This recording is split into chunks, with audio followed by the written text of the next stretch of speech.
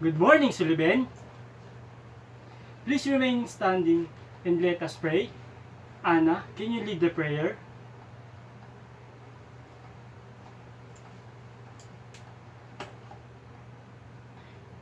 Amen. Before you sit down,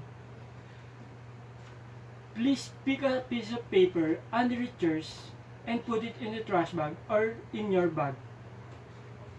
Okay? Before we start our new lesson, let us have a short recap about we are tackled last meeting. So, we are tackled is all about very good quartile for group data. And what is a quartile for group data? Yes, Kim? Very good. The quartile in statistics are values that divide into 4 equal regions. So, what? Can you repeat it? Aryan? Very good. The quartile in statistics are values that divides into 4 equal regions. Very good. And what is the formula for our quartile for group data? Yes, Arvin? Thank you. Very good. The Q sub K is equals to LB plus the quantity of Kn over 4 minus CFB over F of sub dk times I. So, what is LV? Yes, Paul?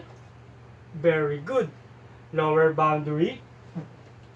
And what is the K in our formula? Yes, May. Very good. Nth term of the quartile for group data. And what is N? Yes, Maan. Very good. The total number of our frequency in our quartile in group data. And how about the I? What is I in our formula? People at the back. Yes, Bernard. Very good. Class size of class intervals. So, and that's all quartile for group data. And before we start our new lesson, let us start for a game. So, I guess, are you familiar with the 4 picks 1 word? So, I can post the picture and guess what words can you fit it to our pictures. And please take note the answers of every picture is the hint for our next lesson. Ha? Pati take down nas po yung every answer for our game, right? For the first picture, kindly raise your hands. Yes, Jane? Are you sure? Your answer is correct. Very good. Measure.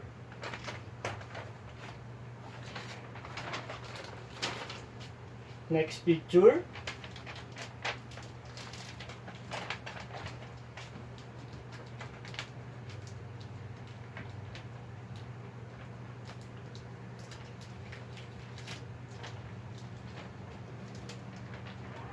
Oops. Yes, Armine? Your answer is correct. Position. Next picture. Same hands. What about the others? People at the back. Yes, Mark.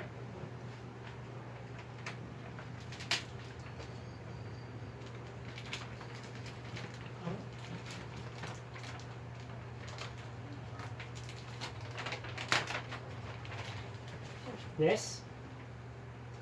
Are you sure to your answer? Your answer is correct. Divide.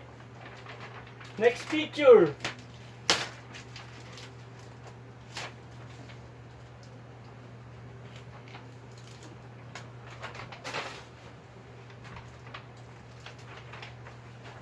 This is the easy one. Yes, Sylvia.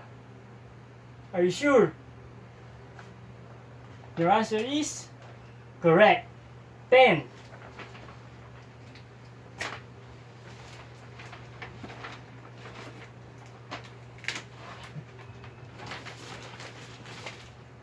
Next. Yes, Ira. Are you sure to your answer? Your answer is correct. Equal.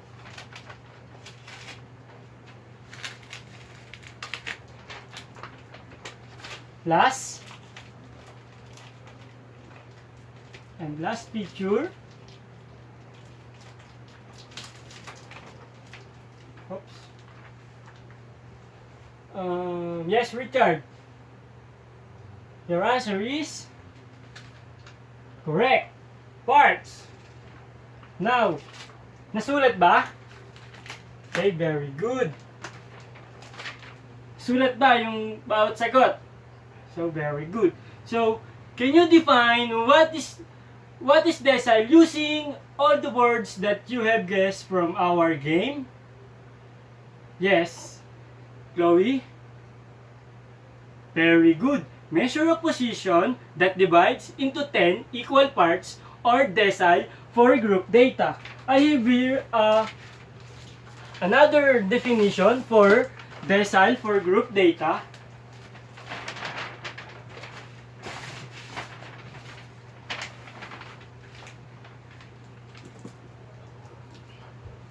Can you read it? Yes, Arvin? Thank you. A decile is quantitative method of splitting up of a set of rank data into 10 equally large subsections. Next. Yes, Sid? Deciles is usually used when you are comparing a particular feature relating to them. Or, example, we can use the decile in getting the percentage of a let passer who took the board exam. So, ginagamit to sa mga board exam or bar exam para malaman yung percentage ng scores nila. So, I have here a formula for group data, and this formula is very related or familiar to our past lesson or quartile for group data. And the formula is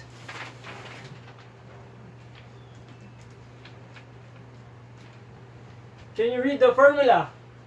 Yes, Tin? Very good. D sub K equals LB plus the quantity of K n over 10 minus C sub F sub B over F sub D sub K times the I. So, what is LB? Where LB is lower boundary of a decile class. So, if in our quartile for group data is Q, for our decile for group data is D. So, if the quartile is divided into 4 equal regions, our decile is measures a position that divides into 10 equal parts. So, mamaya malaman natin kung paano pag-compute. So, let's proceed. So, N total frequency of our decile class.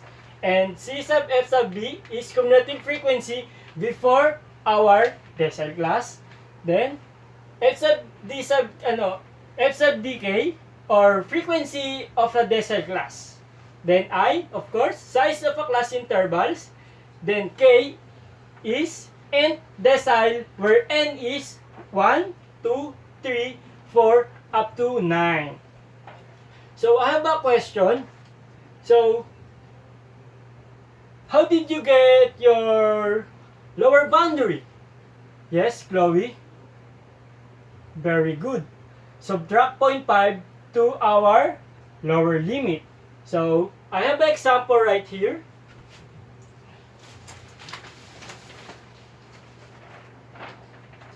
Can you read the problem?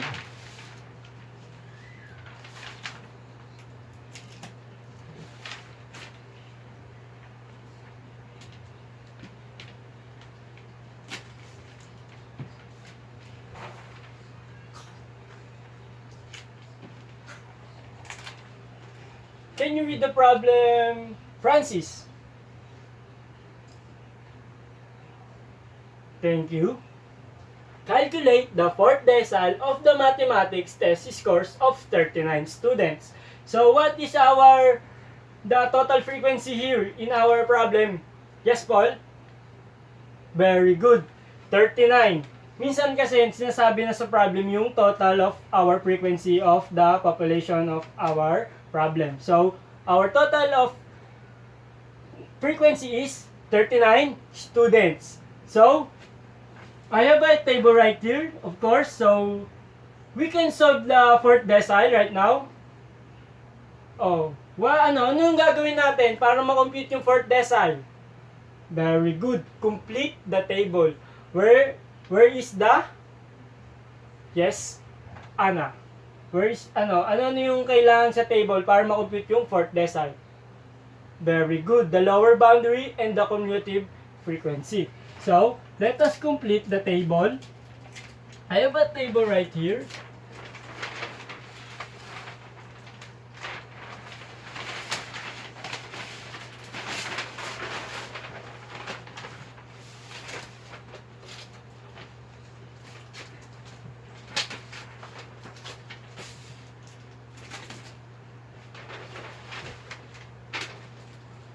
I have a table right here. So, I can put it in there. Here. So,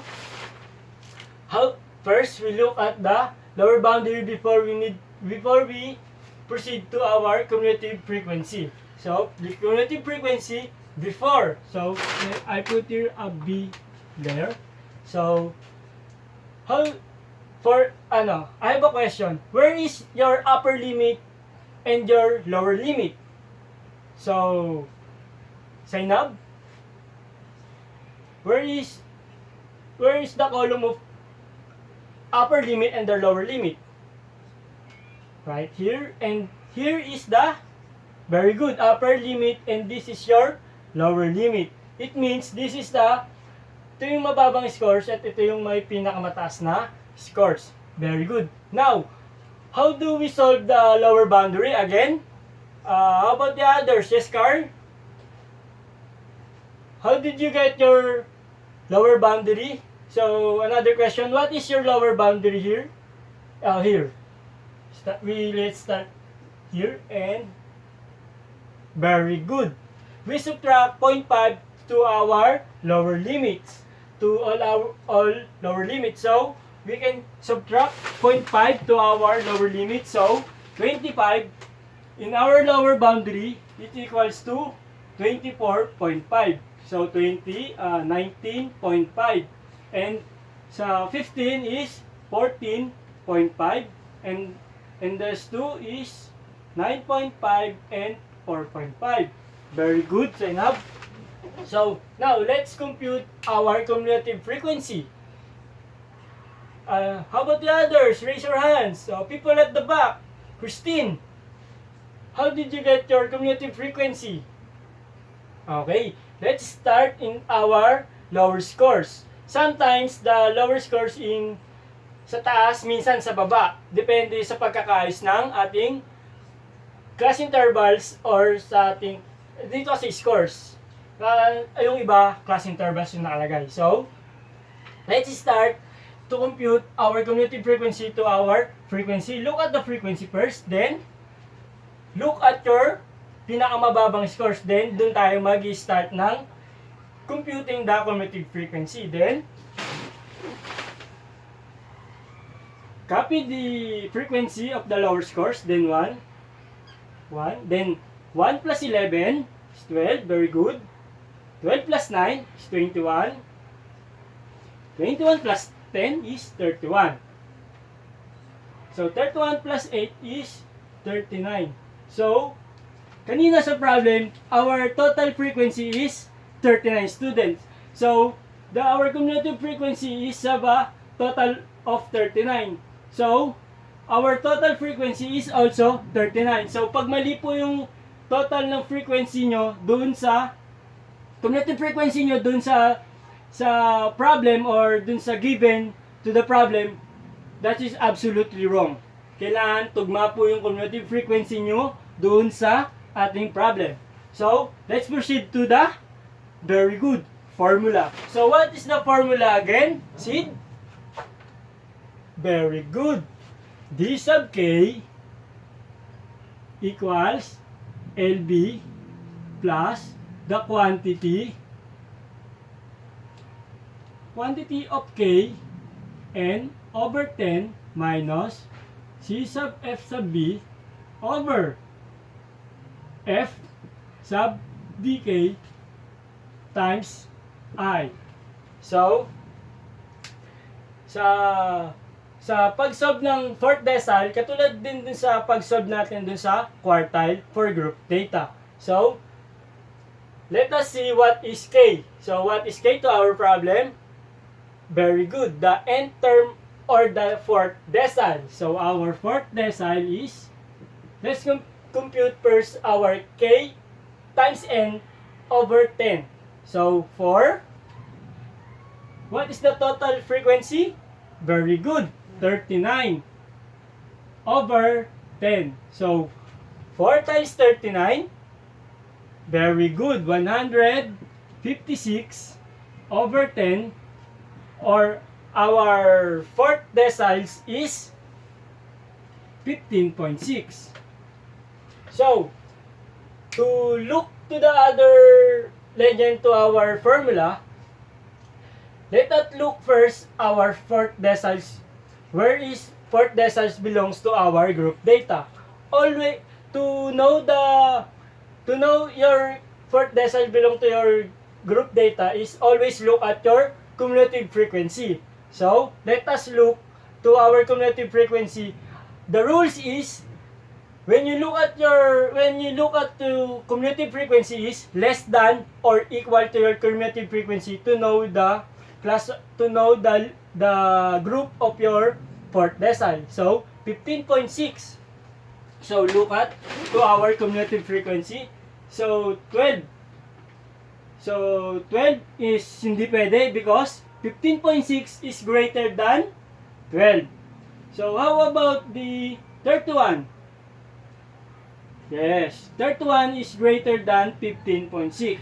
So, hindi rin po pwede. So, let us look to the cumulative frequency is 21. So, 21 is equal to 15.6. Very good. No, but 15.6 is less than to 21. O, less than din sa 31, pero mas malapit dun siya sa 31. So, our fourth decile class belongs to this group. So now, let us proceed to our lower boundary, cumulative frequency, and our class intervals. So what is our LB? Very good. Look at your table, para hindi kayo malito, bilugan nyo na yung group para yung mga gagamitin nyo to solve the fourth decile is nandito na. Hindi na kayo titingin sa iba at iwas mali. So, where LB is equals to 14.5. Very good. And how about the frequency? Very good, 9. And how about the I? Oh, what is our I in our group data? Yes, Aryan. Very good. 5. So, how did you get it? Very good. So, subtract the lower limit to your upper limit, then plus 1.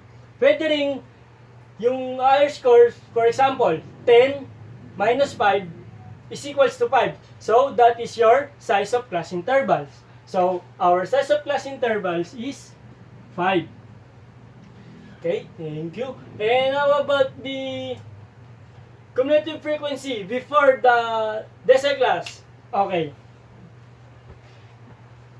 I know, maraming nagkakamali dito sa pag-solve din sa cumulative frequency before the decile class. So, kaya ako pinabilugan sa inyo para mas malalaman nyo kung after or before. So, after pagkatapos or before or yung bago.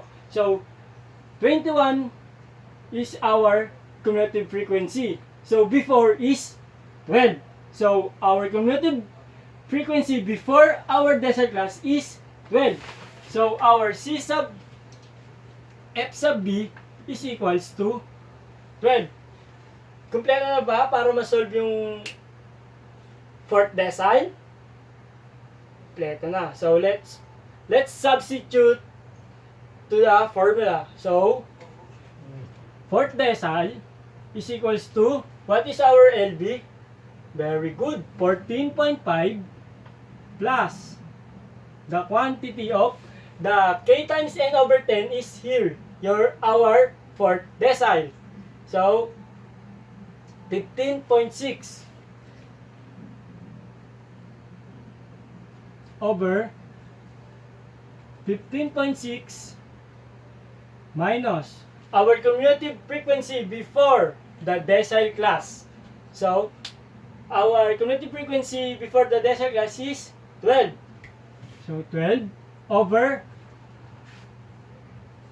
frequency. So, ginamit ko dito is capital letters. Because, marami kasing nagkakamali sa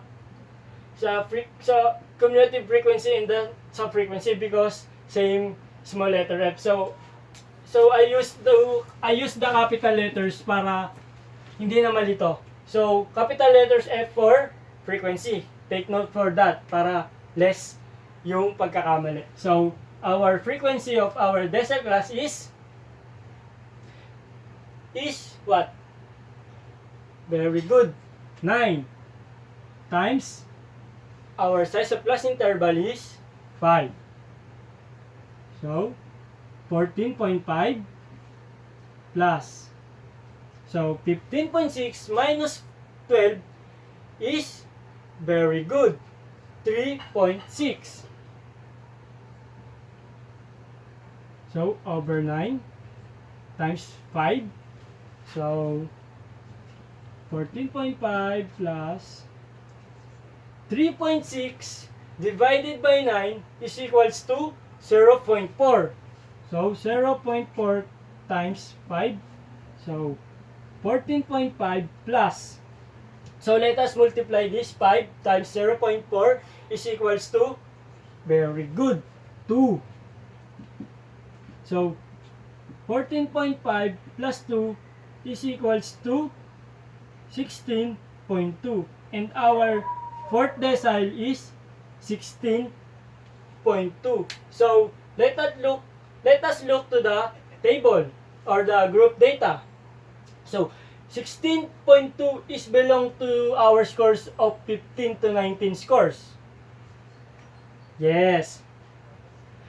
To check your answer, if your answer is correct, if your final answer belongs to your class intervals or to your scores or so on and so forth. So, and what is our conclusion? Another hand, please.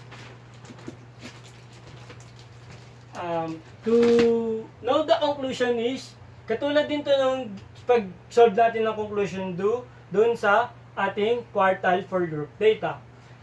And what is our conclusion? Jan? Very good. 40% of the scores of mathematics are less than or equal to 16.2. Can you repeat it? Eliza? 50% of the scores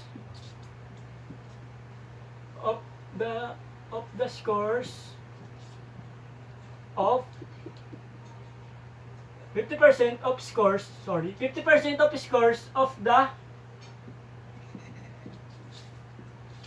mathematics test is less than or equal, what's your final answer? Very good, 16.2. So, I have a question. Where did we get the sorry, 40%. 40%. Yes, Kim. Very good.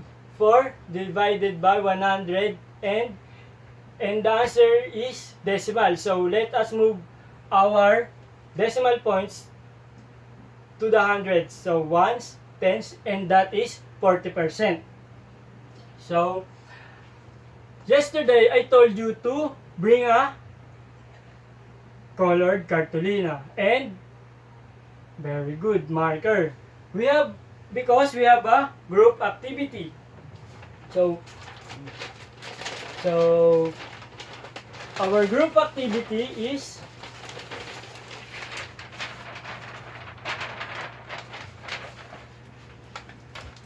by the way, I want to see to your working sheet this method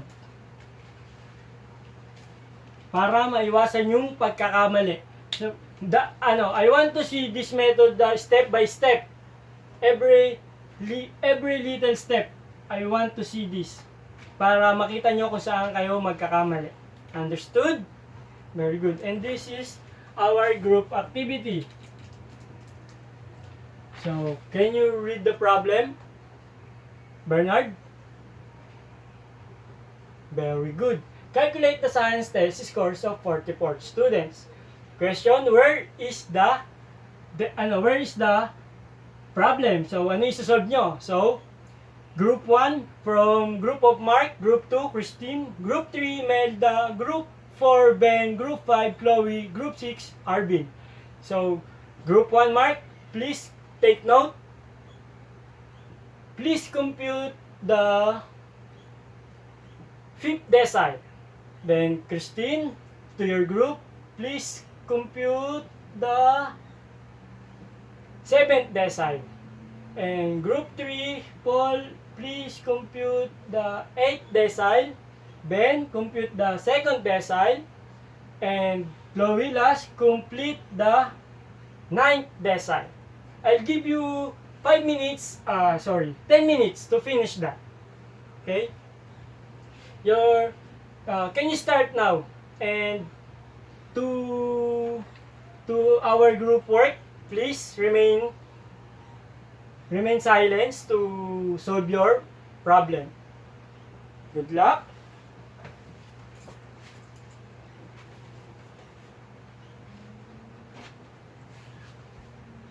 So, class, are you done? Not yet. Okay. Let us continue tomorrow and be ready for your reporting for your answer to your decile class for group data. Okay?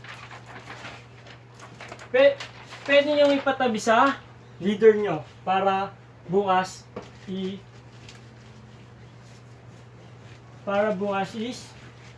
ma-solve natin yung mga binigay kong assignment sa inyo. So, to solve the decile for group data is first, yes, Maris, very good. Complete the table and then always look at your to find your decile class. Always look at your, yes, Sylvia, very good, cumulative frequency and the rules to see the class to your group data or to your class intervals for your decile is yes, Carl, very good, equal or less than to your cumulative frequency.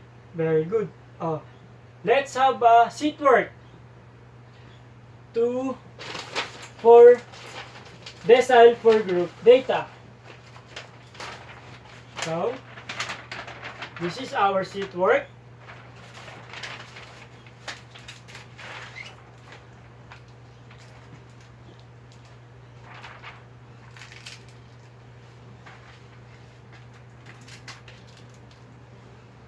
Can you read the problem? MC? Thank you. Complete the table and compute the 8th decile of the following group data. So, i-complete nyo lang. So, complete the table kung paano sinolve kanina. And I want to see the method na pinakita ko kanina sa inyo. And I give you 10 minutes for that.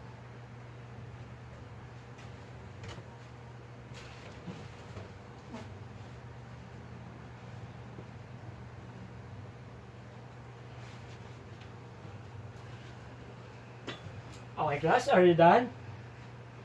So, let us first, we need to, very good, complete the table. So, okay, check your own papers, by the way. So, let us compute first our lower boundary. So, we need to start right here to our lower scores.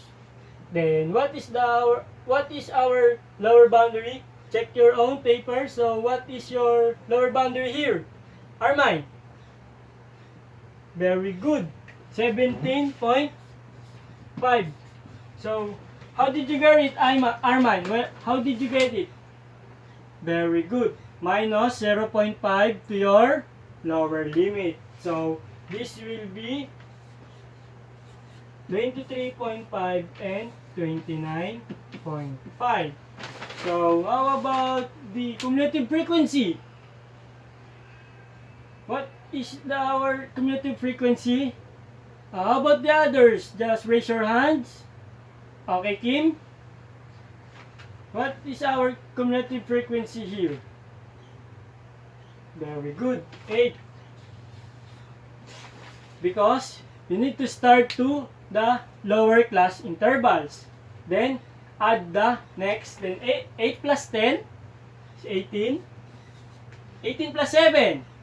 Very good. 25. 25 plus 10. Very good. 35. So, 35 plus 12. Very good. 47. So, now, what is the total frequency of our 8 decile in the problem? Very good. 47. So, 47, okay. The table is already completed. So, let us move to our formula.